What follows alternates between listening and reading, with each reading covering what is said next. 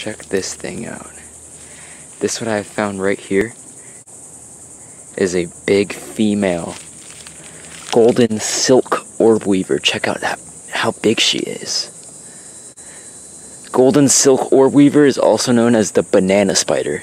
And the reason they're called Golden Silk Orbweavers is because take a look at that web. It's a nice yellow color. Their silk is yellow, unlike the traditional clear or white silk.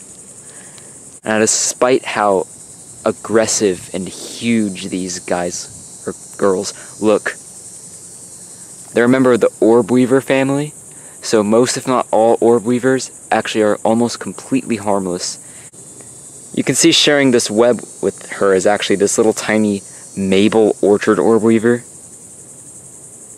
A harmless species I've caught many times. Now, I don't suggest just going around picking up spiders. Almost got her. And that's because even ones that are harmless, all spiders are venomous. There we go, got her.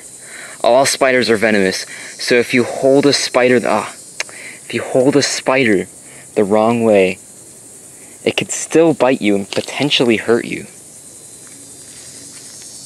As you can see, you have to be real gentle with this nice big Golden Silk Orbweaver. Now I'm going to try and take her off the web and try and free handle her for a little bit. Take a look at this. This is a comparison on how big these female Golden Silk Orbweavers can get. You could really see her patterning.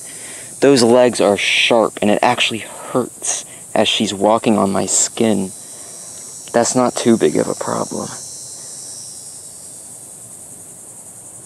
You can see, she doesn't mind at all that she's on me. If I were to pick her up the wrong way, she might try and bite. Look how big those fangs are, although she's not planning on using them at all. So the Golden Silk Orbweaver has one of the strongest silks of any spider. It's actually been shown that if the same material that the silk was made out of was replicated to be much, much thicker, it could actually have the force to stop even larger moving objects than small insects, which is basically all that these little things eat. You can see she's very calm. So if you look at her mouth, those two kind of miniature leg-looking mouthparts are actually miniature leg mouthparts, which is why they're called pedipalps. Like, kind of leg mouthparts. And then the jaws on the inside are called Chelicerae. And arachnids, as well as horseshoe crabs and sea spiders, all also have Chelicerae.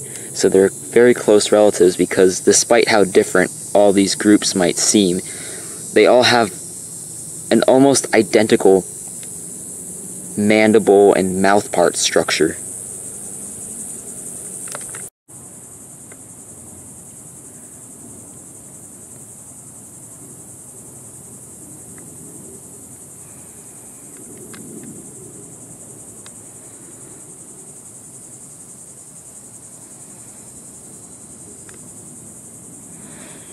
So these are a very common species in South Florida. See them basically everywhere I go, but her web was low enough for me to pick her off and show you up close all those beautiful details. The females are huge. They can actually get much bigger than this one right here. And this is a very large spider. So the females can get even bigger than this. The males, on the other hand, are tiny, have a completely different pattern. Mostly just a dark brown color, and literally only live to mate with the females, and that is their only purpose in life. They even share the webs with females once the males reach maturity, just so that way they can mate and die.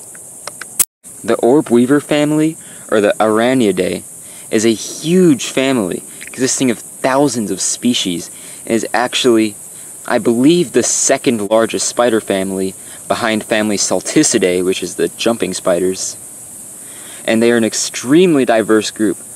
Unlike the jumping spiders, which basically have a pretty distinctive body plan, and a lot of the species look the same. When it comes to orbweavers, there are just so many different body plans and so many different shapes that these guys can have, and they come in so many different sizes and so many different looks and color patterns. But what keeps them all in the same family is their habits, their breeding habits, their eating habits, like their diet, the way they catch their prey, and most importantly, the way they build their webs. A very distinctive web building style. Unlike most other spider families, which basically just build a randomly shaped web, orbweavers build these intricately shaped webs, sitting in between trees or blades of grass, that are perfectly shaped as like a cast net in the air for little insects to land in. You can see there's some food for her on here. There's this dead fly. And then of course there's also some other spiders living on this web along with her. A nice little symbiotic relationship there. So you got long-jawed orbweaver, Maple orchard orbweaver, pretty kind of silvery color spider though. I have no clue what these are actually. They're definitely orbweavers. Oh, these are definitely not Leucow Jargeria. I'm trying to figure out what this is though. I have never seen a spider like that. Look how beautifully silver colored that is. Well, anyways, we put this big Golden Silk Orbweaver back and let her enjoy her life again.